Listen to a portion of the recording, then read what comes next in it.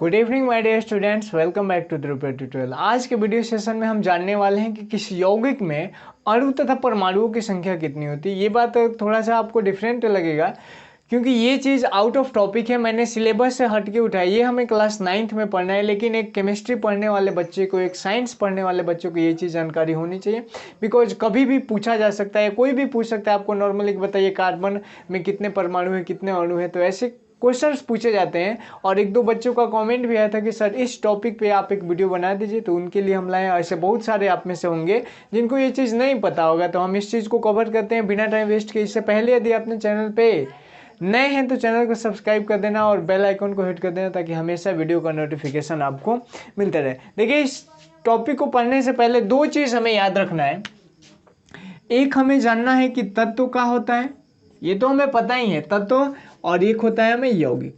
इन दोनों का नाम पता होना चाहिए। अगर यौगिक का नाम आपको पता नहीं है, डो नॉट मैटर, कोई बात नहीं। लेकिन यदि आपको तत्व का नाम पता नहीं है, फिर तो भाई दिक्कत है। तो तत्व का नाम का मैं एक PDF, ठीक है, टेलीग्राम चैनल में डाल दिया हूँ, पहले भी डाला हूँ, आज भी डलवा दूंगा, और मैं यहाँ पे वीडियो में भी दिखा दूंगा। जैसे आपको उनका तत्वों का संकेत बस पता होना चाहिए। संकेत का मतलब क्या हुआ, जैसे मैं यहाँ पे लिखता हूँ हाइड्रोजन, हाइड्रोजन, तो हाइड्रोजन का संकेत होता है H। संकेत का मतलब अगर हमको हाइड्रोजन कहीं पे लिखना है तो हाइड्रोजन लिखने के लिए हमें इतना स्पेस चाहिए, तो इतने स्पेस को न लिख करके हम डायरेक्टली H लिख करके भी अपना काम इजीली चला सकते हैं। दूसरा ये हो सकता है, यदि मैं लिख दूं यहाँ पे ऑक्सीजन, ऑक्सीजन, तो यहाँ पे मैं लिख देता हूँ O, ऑक्सीजन हो गया। O से डिनोट करेंगे। नाइट्रोजन, नाइट्रोजन तो N, ये ऐसे ही हो जाएगा। आयरन, तो ये कुल 118 तत्व। ये सब क्या है छोटू, ये सब एलिमेंट्स है। और इन एलिमेंट्स का जो होता है ना 118 तत्व, 118 तत्वों का आपको संकेत याद होना चाहिए। अगर आपको संकेत याद है तो आपको कभी भी कोई दिक्कत नहीं होने वाला है परमाणु और अणु की संख्या। देखिए यहाँ पे दो चीज़ हमें याद रखना है। जब भी तत्व पूछेगा ना तो तत्व का पूछता है परमाणु। तत्व क्या क्या पूछेगा, परमाणु। क्लास 9th में जो बच्चे केमिस्ट्री पढ़े होंगे वहाँ पे एक चैप्टर या अणु परमाणु और आयन, वहाँ पे आपको बताया गया होगा कि तत्व के परमाणु होते हैं, परंतु यौगिक के क्या होते हैं छोटू, अणु होते हैं। यौगिक के अणु होते हैं। इसको हम अंग्रेजी भाषा में एटम कहते हैं। इसको तो हमें पता है, ये होते हैं एलिमेंट्स, एलिमेंट्स ये होते हैं कंपाउंड्स, ठीक है। और ये जो परमाणु है इसको हम एटम कहते हैं अपन लोग, और इसको हम कहते हैं मॉलिक्यूल, ठीक है। ये सब इसका अंग्रेजी नाम है। अब देखिए, जब भी तत्व का नाम देगा ना, पूछेगा कि लोहे में कितने, तो यहाँ पे जब भी पूछेगा तो परमाणु पूछेगा, कितने परमाणु है। आपसे कभी भी ये नहीं पूछेगा कि लोहे के कितने अणु है, ठीक है। तो हमेशा परमाणु पूछेगा। यदि मैं एक यौगिक को लिखता हूँ, सिंपल से, बड़ा फेमस यौगिक है, नाम बताना, आप गेस करना है। C12H22, इसका नाम आपको पता है। ये तो चीनी का केमिकल फार्मूला होता है जिसको हम शुगर कहते हैं। क्या कहते हैं इसको, शुगर कहते हैं। अगर आप मैथ पढ़े होंगे तो यहाँ पे कुछ नहीं है, तो कोफिशिएंट में क्या है, एक है। तो यहाँ पे मैं लिखूंगा कि चीनी के कितने अणु हैं। ये क्या है, चीनी के अणु। चीनी में अणुओं की संख्या सिंपल लिखते हैं, उतना टेंशन नहीं लेना है। चीनी में अणुओं की, चीनी में अणुओं की संख्या, अणुओं की संख्या कितना है, एक है। अगर मैं यहीं पे कह दूं कि यहाँ पे C12H22O11 और यहाँ पे लिख दूं मैं 3, ठीक। इसका मतलब ये हुआ कि ये जो 3 है ना, ये डिनोट कर रहा है यहाँ पे कितने परमाणुओं को, सॉरी अणुओं को। तो यहाँ पे चीनी के अणुओं की संख्या, चीनी के अणुओं की, अणुओं की संख्या बराबर यहाँ पे कितना हो गया, 3। कुल मिला के ये बात हो गया कि अगर किसी कंपाउंड के कोफिशिएंट के रूप में जो नंबर दिया होता है वही नंबर होता है किनकी, अणुओं की संख्या। अब थोड़ा सा इंपॉर्टेंट पॉइंट, इससे भी थोड़ा इंपॉर्टेंट पॉइंट है, परमाणुओं की संख्या अगर पूछ दे तो क्या करेंगे। जैसे मैं यहाँ पे कह दूं, यहाँ पे क्या है, C से होता है कार्बन। सी किसका संकेत होता है, कार्बन अगर हमें लिखना होगा तो इसको डिनोट करेंगे हम C से। और जब यहाँ पे इसकी अगर बात करें तो कार्बन के परमाणुओं की संख्या, कार्बन के परमाणुओं की संख्या, तो कार्बन के परमाणुओं की संख्या कितनी हो जाएगी? तो यहाँ पे देखिए, तो कार्बन के नीचे क्या है, कार्बन 12 है, तो यहाँ पे हो जाएगा 12। यहाँ पे पूछे कि हाइड्रोजन के परमाणुओं की संख्या, हाइड्रोजन के परमाणुओं की संख्या कितनी हो जाएगी? तो यहाँ पे हो जाएगा 22। और यहाँ पे लिख दे ऑक्सीजन के परमाणुओं की संख्या, ऑक्सीजन के परमाणुओं की संख्या कितनी हो गई? 11। हो गया आंसर, डन, ये हो गया। अगर हमें यहाँ पे पूछ दे, यहाँ पे पूछ दे हमें, यहाँ पे हमसे ये पूछ दे, इसको मैं यहाँ पे लिख दूं, कार्बन के परमाणुओं की संख्या,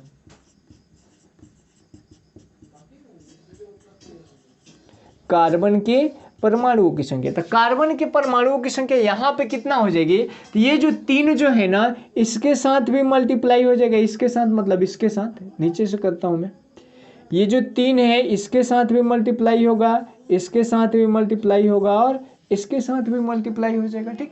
तो यहाँ पे जब ये 3 मल्टीप्लाई होगा इससे, तो 3 गुने 12 बराबर कितना हो जाएगा?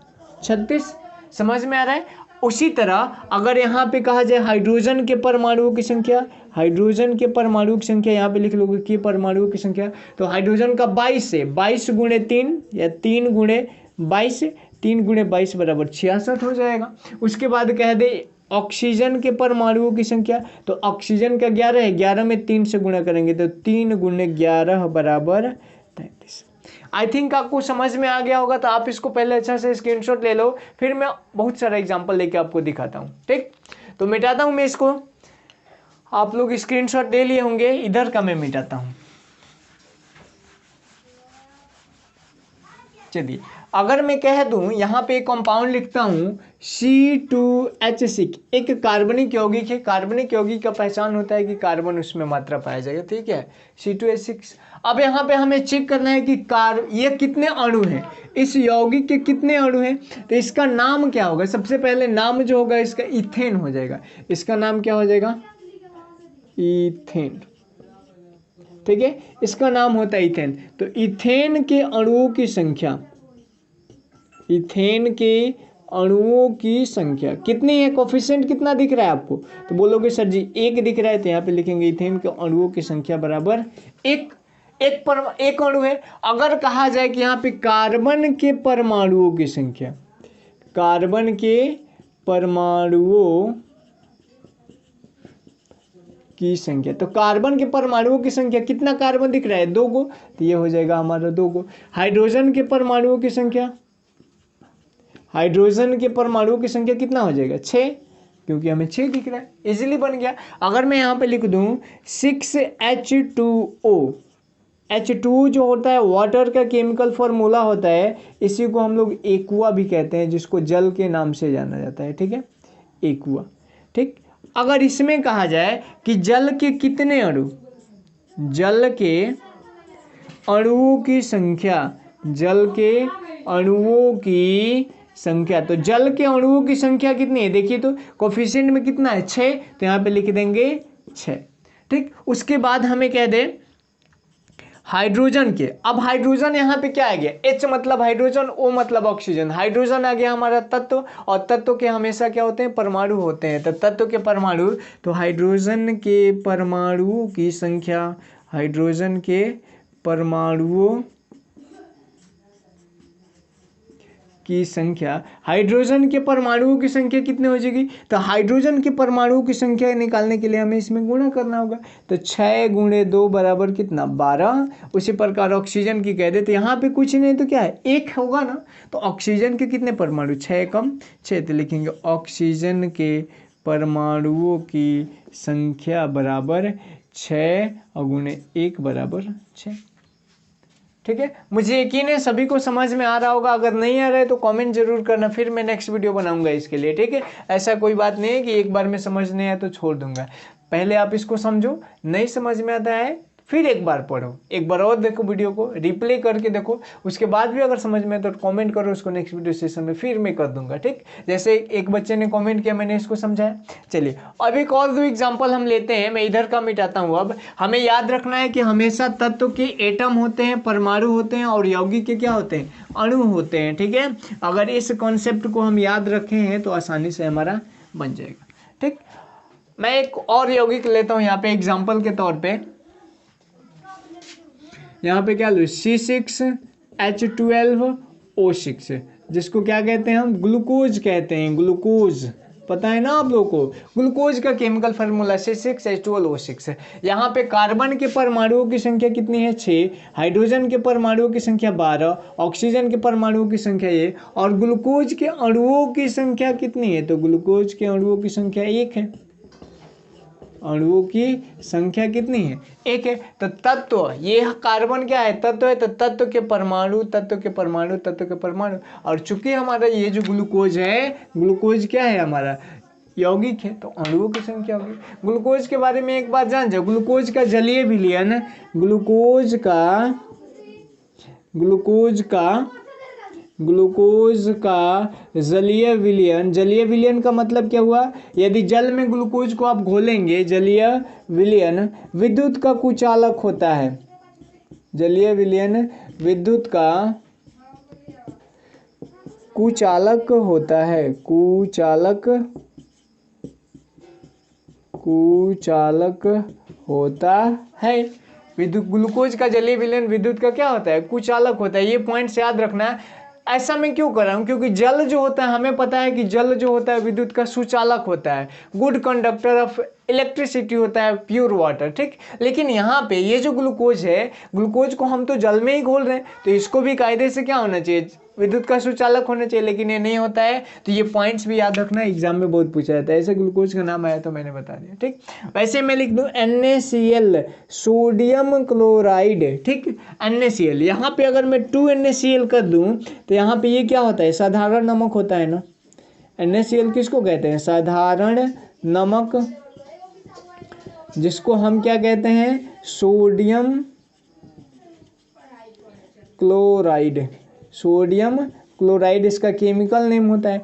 इसमें नमक के कितने परमाणु हैं, कितने अणु, नमक के कितने अणु हैं, कितने अणु, तो नमक के कितने अणु हैं, कोफिशिएंट कितना है, गुणांक यहाँ पे 2, तो यहाँ पे लिख देंगे 2। अच्छा एक चीज मैं नहीं बताया, चलिए बताता हूँ। सोडियम के परमाणु कितने हैं, सोडियम के परमाणु तो कुछ नहीं, तो सोडियम 1 है, क्लोरीन 1 है, तो 2 1 2, तो सोडियम के परमाणु 1, क्लोरीन के परमाणु कितने हो जाएंगे, तो क्लोरीन के परमाणु हो जाएंगे 2, ठीक। ऐसे समझ में आ रहा है आपको। अगर कहा जाए कि इस सोडियम क्लोराइड में कुल परमाणुओं की संख्या कितनी है, तो कुल परमाणु मतलब इतना जोड़ इतना, तो 2 गुना 2 4 हो जाएगा। कभी कभी आपको ऐसे देखने को मिलता है, देखना NO3 और इसका दे दे ट्वाइस।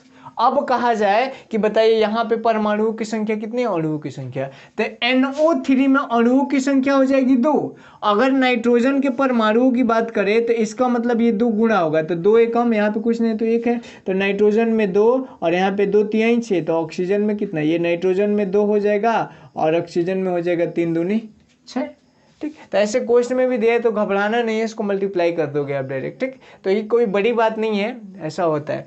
तो यहाँ तक में समझ में आ गया। यहाँ तक में अगर किसी भी बच्चे को कोई प्रॉब्लम है तो आप वीडियो में कमेंट करिए, नेक्स्ट वीडियो सेशन में डील करेंगे। ये था हमारा अणु और परमाणु की संख्या से रिलेटेड वीडियो। अगर इसके बाद भी आपको कोई वीडियो सेशन चाहिए, कोई टॉपिक आपको फंस जाता है, कोई टॉपिक आपको समझ में नहीं आता है, तो आप वीडियो में कॉमेंट करें, उसको हम उस पर हम बेस्ट एक अलग से वीडियो बना देंगे, ठीक।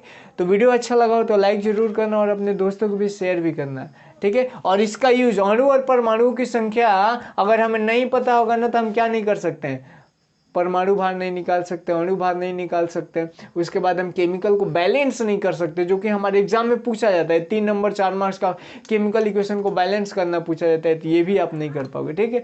तो मैं तो कहूँगा कि आप इसको कर लो और अपने जितने भी दोस्त हैं अगर उनको केमिकल फार्मूला को बैलेंस करने नहीं आता है, तो वीडियो मैंने उस पर बनाया ऑलरेडी, चैनल में आप विजिट करेंगे तो मिलेगा। या उसके बाद भी अगर वो नहीं आता है तो ये चीज़ आप सीख लो, फिर आपसे बन जाएगी। ठीक, मिलते हैं नेक्स्ट एपिसोड में, तब तक के लिए bye bye, take care, that's all.